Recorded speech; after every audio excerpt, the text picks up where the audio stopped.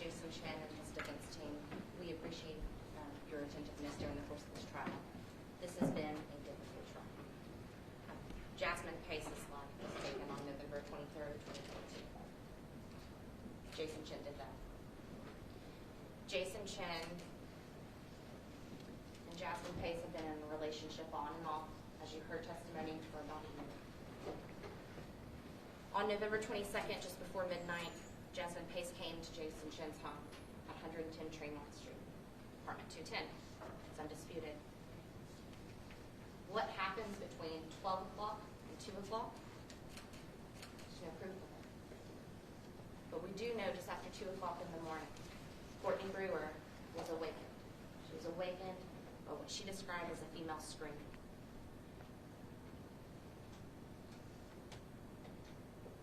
What we know is that Courtney couldn't describe what was being said. She couldn't say to you, she couldn't answer any questions about what the argument was over. She described it as something that you couldn't decipher. Emotions are up, pulses are up, everyone's aggravated. Jason Chen's scared. Jasmine's upset. Jason's upset. And Jason killed Jasmine. He got a knife, and 60 times Jasmine was stabbed. That hasn't been disputed by the defense since the first day of this trial. What's been disputed is the state's allegation that this is premeditated. You as a jury have the most important job. You're going to retire to a jury room, and you're going to be looking at all of this evidence. You're going to be looking at all of the testimony, recalling the testimony that you've heard from all of the witnesses. Investigator Crawford, Dr. Cogswell, Courtney Brewer, CSU investigators. You're going to be going through mounds of evidence, days of testimony. And like the general asked you during jury selection, you get to use your common sense. You get to apply what you know to the facts and the evidence that's been given to you. What we know is that from just after 2 o'clock in the morning, everything that Jason did showed that there was no plan. It showed that he wasn't acting rational. Rational people don't shackle individuals and put them in garbage bags. They don't shackle the individual, put them in the garbage bag, and put them in a suitcase. They don't go the next day to Walgreens and Walmart to get cleaning supplies. They call the police. Everything that Jason Chen did was disgusting. It's unacceptable. That's not refuted by the defense. The state would like for you to believe that everything that Jason did from just after 2:18 in the morning until he was in Nolensville was part of the plan. He left breadcrumbs everywhere he went. He got Jasmine's phone. He used her phone. The state has asked you to believe that Jason had full control of her phone from 2 o'clock on, but they don't want you to think for a moment that he yet again made a mistake. Tries to not share a location, stop sharing a location, and drops a pin. They want you to believe that Jasmine was shackled when she was being stabbed. Dr. Cogswell was asked very specific questions, questions that you can remember. You can look back through your notes. You can recall his testimony and discuss this among yourselves. There were no ligature marks on Jasmine's wrist. There were no ligature marks on Jasmine's ankles. There were no cuts. There were no bruising. The state would like for you to believe that's because she couldn't move. She couldn't break the shackles. She couldn't break the handcuffs. The reason they aren't there is because they were not applied so that Jason could stab her. They were applied so that he could fit her into garbage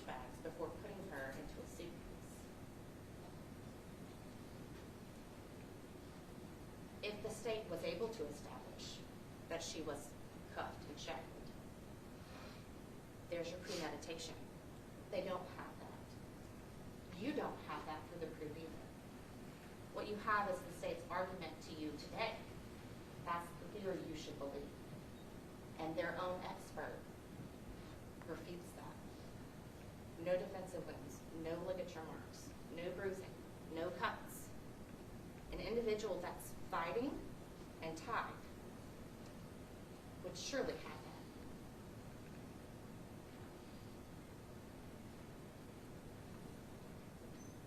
Jason is charged with 2 counts. Abuse of a corpse, first-degree murder. When you're in this jury room, you're going to be tasked with finding him guilty of an offense beyond a reasonable doubt. What is that?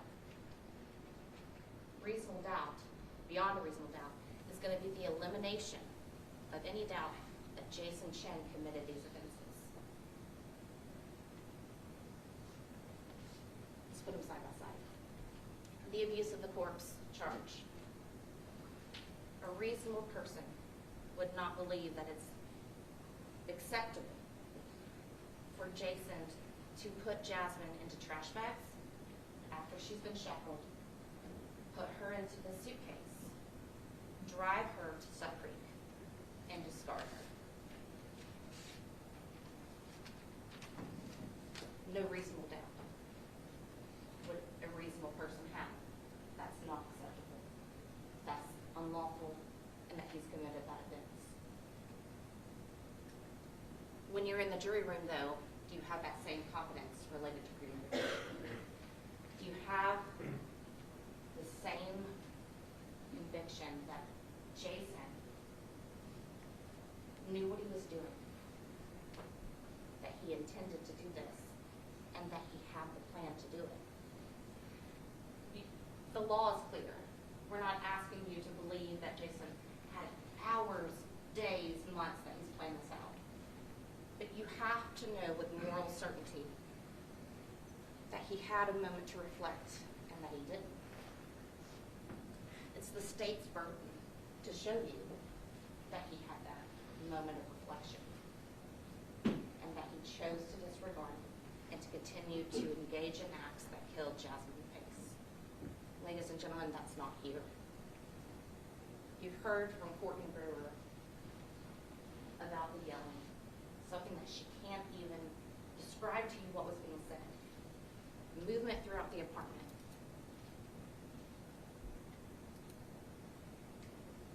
Jason's actions from that point forward, well, are not acceptable or adequate. If you believe that Jason was provoked to a point of being in fear or terror, then you're going to be looking at the jury instructions specific to voluntary manslaughter. I'm going to pull up on the screen here what specifically you need to look at in the jury instructions regarding premeditation. When you're dealing with premeditation, and I'm going to read this to you, but you have the ability to read it yourself. It's a premeditated act that is done after the exercise of reflection and judgment. Not one, but both. An exercise of reflection and judgment. Premeditation means that the intent to kill must have been formed prior to the act. What we've heard for days is everything Jason has done after. This is not you going to the jury room and determining that there's post-meditation. It's premeditation. Everything that Jason did before Jasmine's death. It's not necessary that the purpose to kill pre-exists in the mind of the accused for any definite period of time. The state says each of those actions, 120 movements, Jason should have had the ability to reflect. They haven't shown that he did.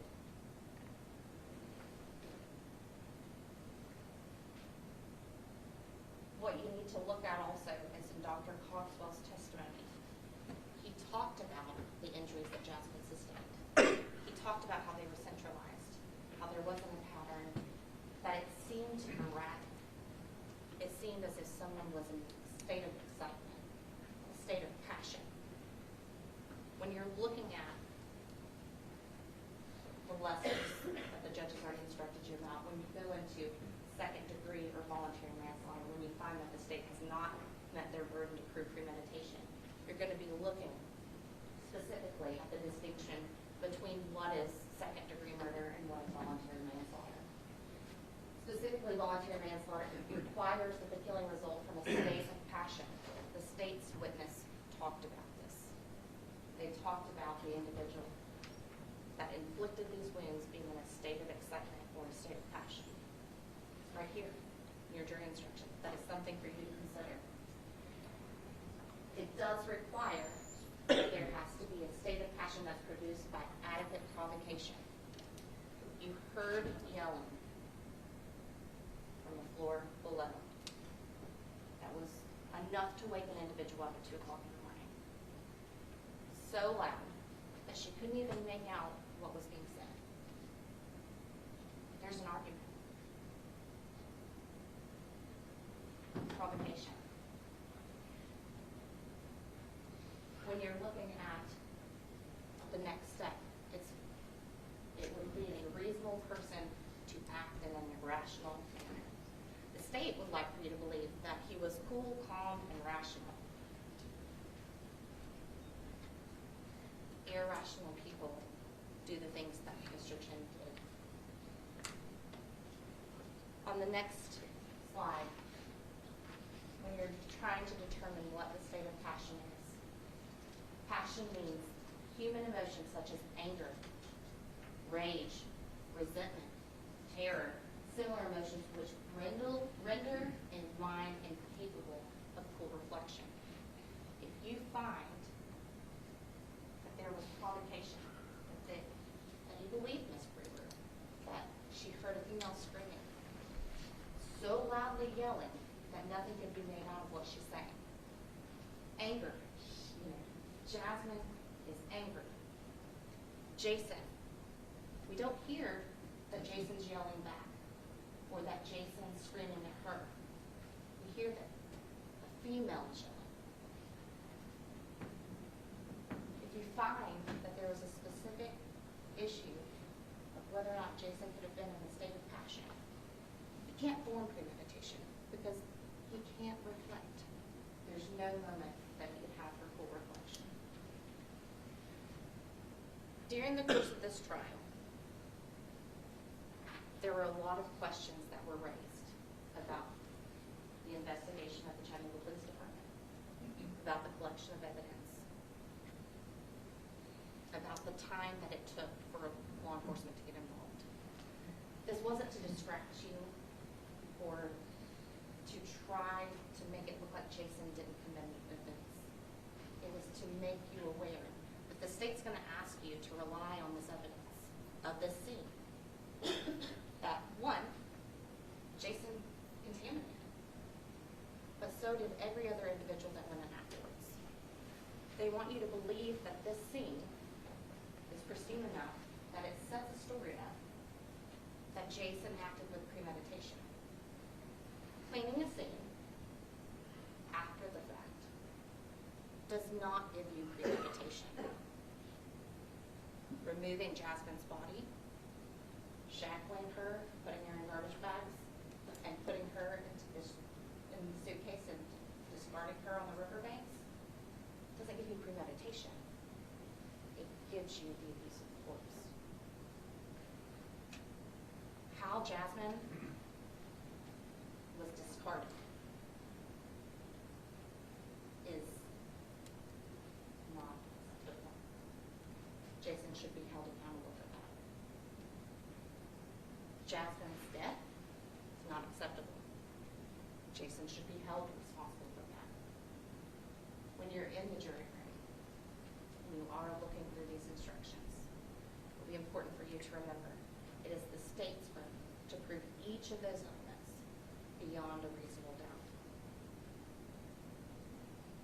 First-degree murder requires premeditation, as you saw in that first slide. The state has to prove that beyond has not been proven. You will not find first-degree murder. But when you're evaluating the jury instructions and the other charges available, ladies and gentlemen of the jury, you will find that Jason Chen did unlawfully kill Jasmine, that he acted in a state of passion, and that he committed the offense of voluntary manslaughter.